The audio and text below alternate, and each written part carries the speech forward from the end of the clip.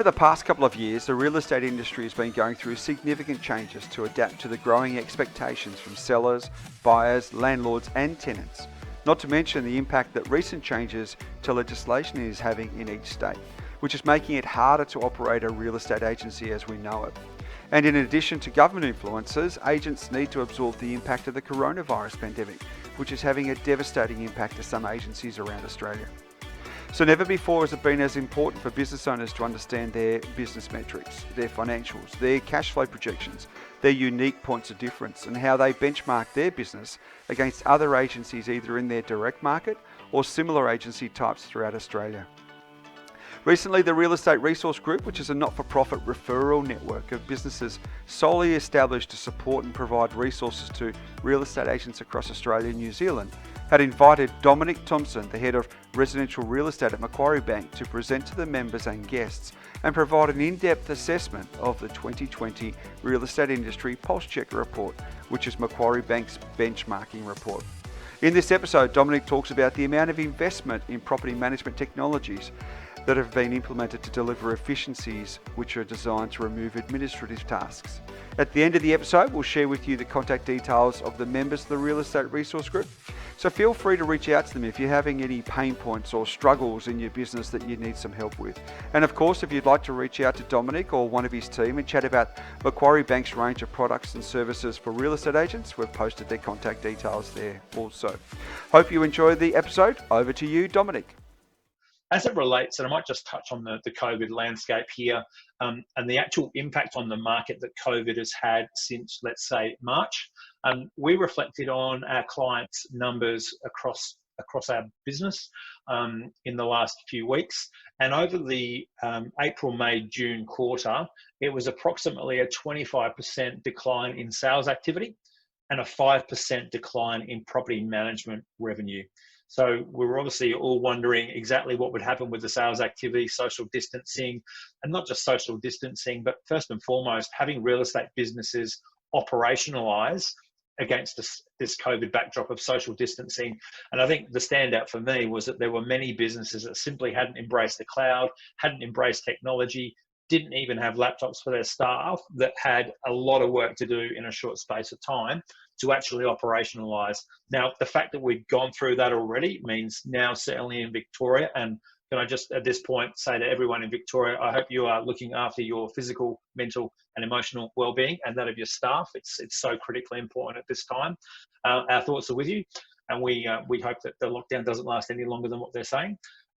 But operationalizing a real estate business was unfortunately the focus of way too many in the industry when social distancing first came through.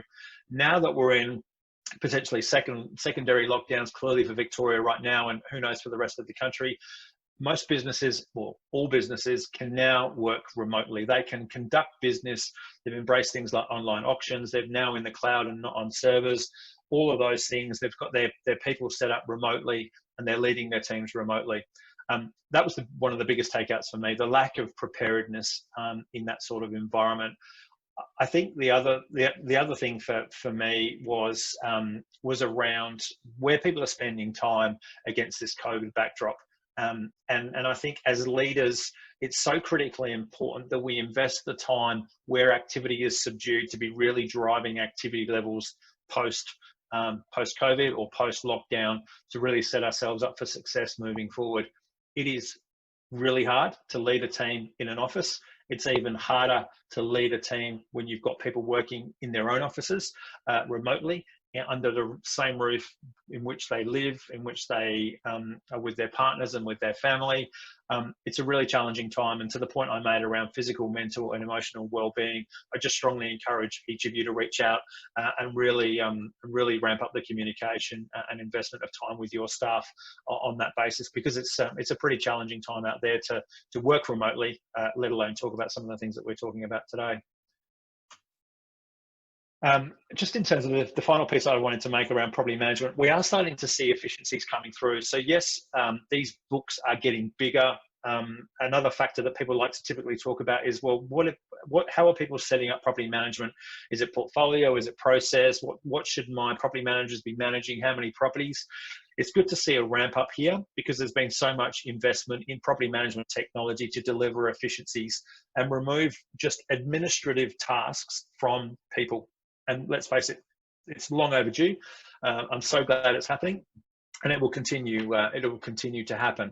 I'm actually a little bit surprised by these numbers because whilst the average portfolio size shows there at 122, up from 100, we're talking in market numbers well in excess of 200, and in some instances 250. So if you're not aware of that, if that's not where your business is at, and you want to know how to get there, I would argue the industry, now more than ever, is more collaborative and more transparent than it's ever been.